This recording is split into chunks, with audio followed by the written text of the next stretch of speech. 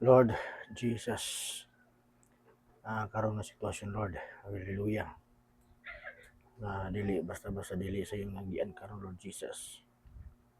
But this case is a memorable experience, unforgettable experience today, this moment, because of that case that we are totally suffered so much for our financial, emotional, all aspect of life.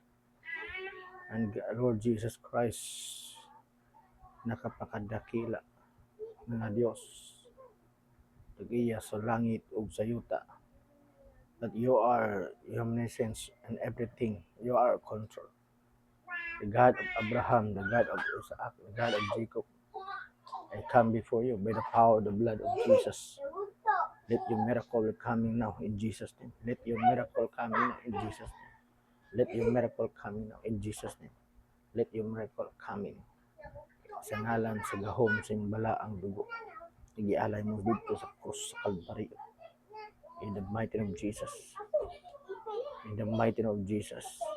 In the mighty name of Jesus. Amen. Amen.